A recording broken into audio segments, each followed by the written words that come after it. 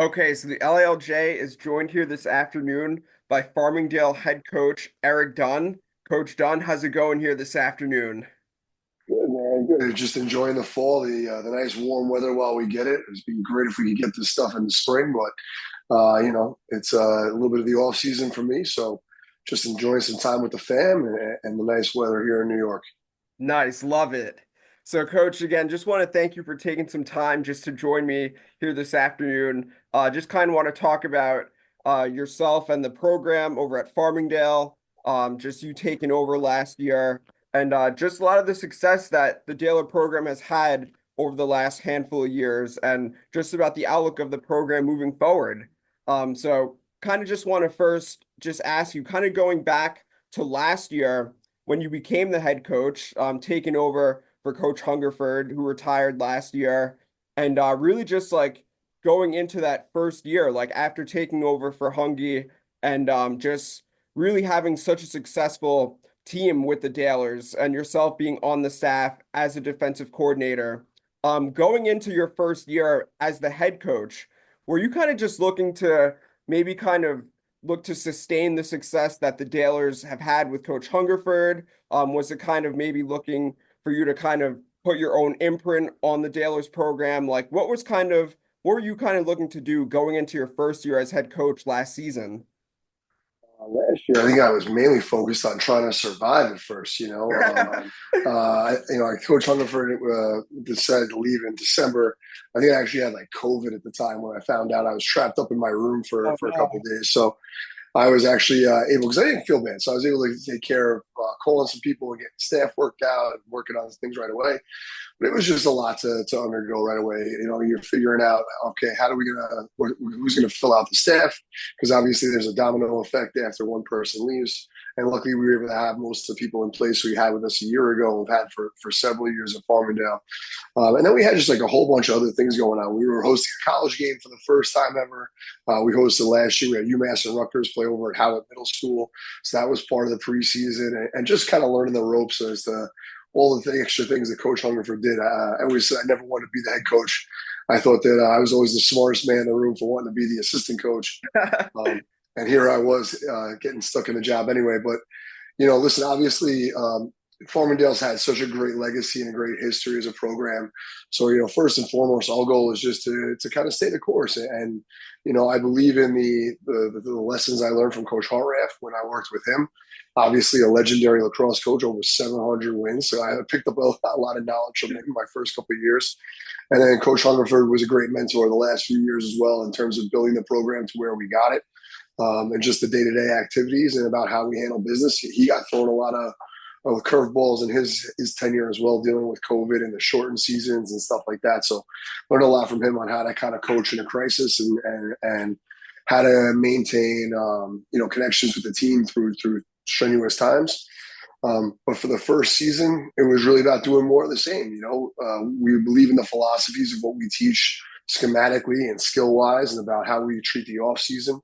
And that's kind of what I said to the boys is that not a whole lot is going to change. We're still going to be doing a lot of the same drills. We're still going to be the points of emphasis and what we believe in and what we preach here at Farmingdale are going to remain the same. And luckily we were able to kind of keep that going throughout the spring. So it was really nice I wasn't expecting necessarily to make it to back-to-back state championships. I certainly would have liked to have won one of the two, but it was a great way to kind of transition from one coach to another. And I was lucky to have that experience in my first year as head coach. Yeah, I was gonna ask you actually about like going to back-to-back state championships. So last year, you're the head coach now of the team that goes to the state championship. So I was gonna ask you just about like your expectations. Like, did you kind of expect like, okay, we're gonna pick up right where we left off from the year before, winning back-to-back Long Island championships and getting to states. Like, just how was that run for you? And like, really, I guess what was the biggest difference doing it in 2023? As an assistant, as a defensive coordinator versus 2024 now as the head coach. Well, listen, it's a great experience, and it's kind of like what you coach for. And again, I think that when we started off the season, we struggled a little bit, right? We started off the season 3-3, and we had guys that we were trying to figure out where they fit in into the lineup, and we had guys who were getting injured. So I think that really Jimmy Caputo, I said to somebody at one point last year, was the only captain that played in every single game. Every other one of our captains got injured at some point or another and missed some time. So like he was the one consistent for us there. And we did have some struggles, and we kept experimenting. And there were some moves that we made as a staff that I think kind of changed the course of where we were going. And I think people kind of thought we were crazy at the time for making some of those changes, but they all worked out for us in the end. And listen, we started to play really well towards the end of the season. We started to see that the kids were buying into the process. It's always interesting the way that we do things at Farmingdale. It takes a little while for us to get going because we don't do a lot of teaching in the preseason about scheme, and we don't believe in having a starting attack right away or starting midfielders. We kind of just teach lacrosse and get our concepts in. And so it takes us a little while sometimes to find the pieces that fit and where they fit best. But when we did that, we started to catch, fire, and we went well within Class A. And, obviously when you get back to the playoffs, in Class A, you got to beat two really good teams again. So, then all of a sudden you start looking at the Hills game. You're like, well, that's a tough competition. If we win that one, then you're all of a sudden like we kind of said at the end of last year, that the state championship gets built into this huge mountain to climb sometimes. But the reality is, if you can get to the county final, that's most of the mountain. After that, it's really only 3 games or 4 games last year because we had the additional games. So if you could win that county championship, you just got to win 3 more games and you're state champs. So all of a sudden, it kind of happens quick, from the time that you win the county final. So you go through this whole long process to get to Memorial Day, to get to the county championship. And then it's like, all right, well, we did that, and now we got to rev it back up. In terms of being the assistant coach versus being the head coach, not much really changed. It's just the extra layers of things that the state likes to add on, and a little bit more media coverage, and now you got to have rosters into the state. But other than that, the thing that is, you got to keep reminding yourself is that this doesn't happen every year. And so when it does happen, you got to just enjoy it. It's stressful at the time. I mean, kudos to the guys. Like, I said to Coach Fennell, I don't know how he does this year after year. Because it seems like, they're perennially win that state championship. But, it is chaos at the end. There's no doubt about it. But it's good chaos. And it's something that, if you could sign me up to lose in the state championship every year, I'd be heartbroken every June, but I'd definitely sign up for it, For sure, for sure. Now, like you guys, you had such, of course, a great run last year. A team that had a lot of seniors on it last year, so a lot of graduates from the 2024 class.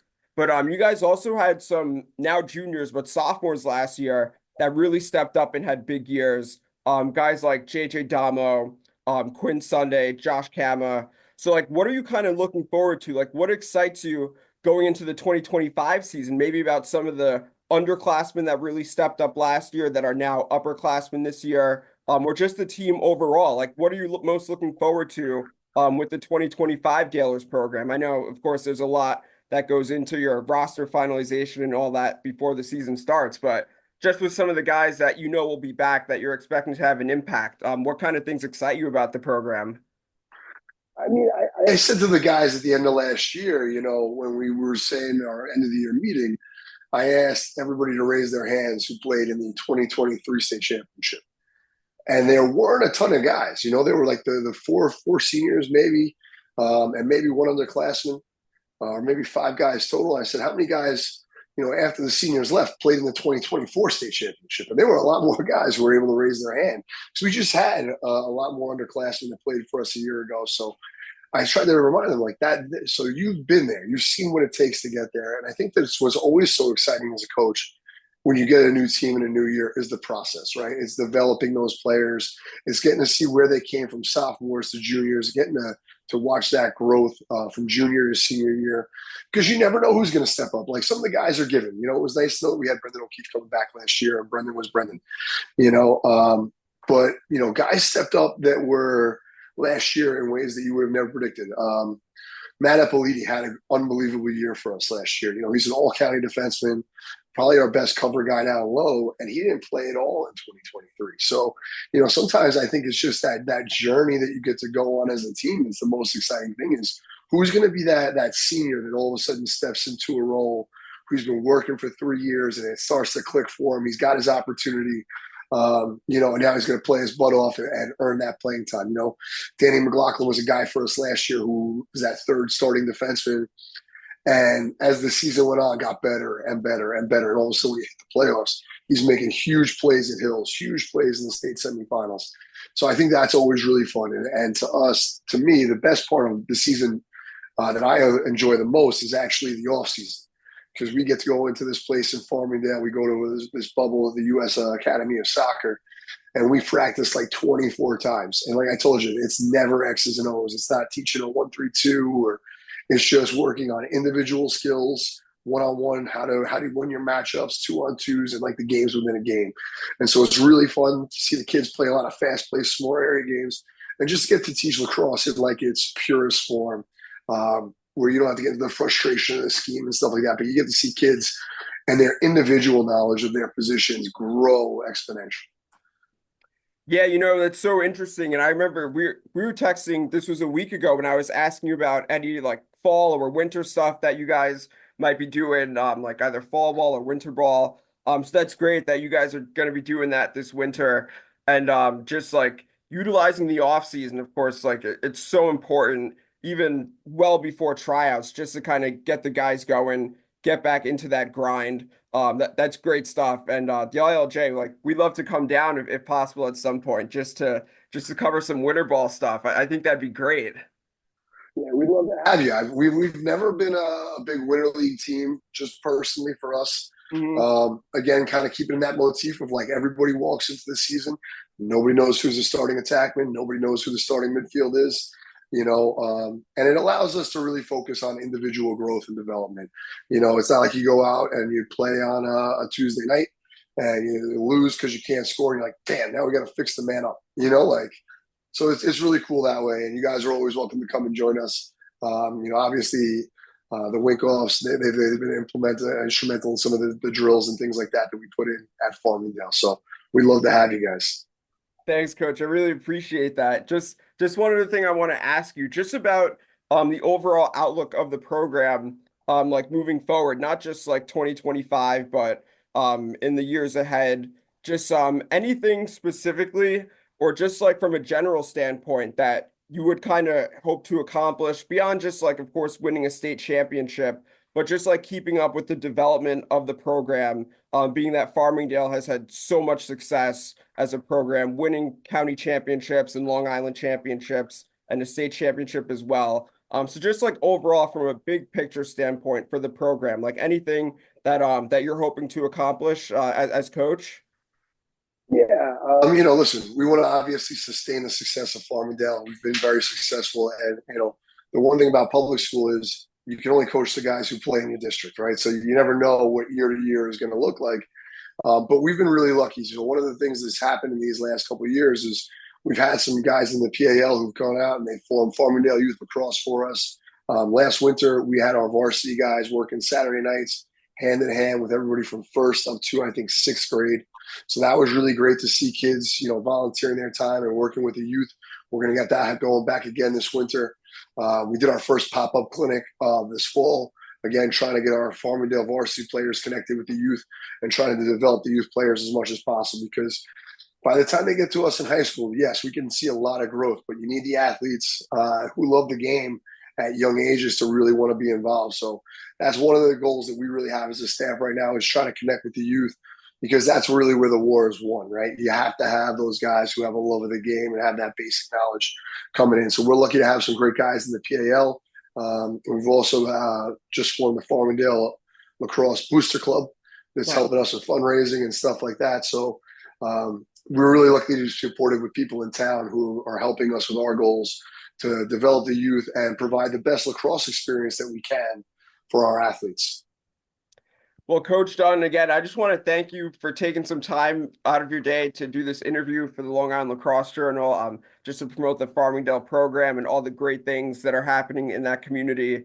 And just want to wish you the best of luck going into year 2 as head coach. And looking forward to seeing you in the winter and then, of course, during the 2025 spring season. Appreciate it. Thanks for taking the time out to talk to us. And anything we can do to support the LILJ, you let us know. Thank you so much, man. Absolutely. Thanks, Coach. All right. Talk to you soon.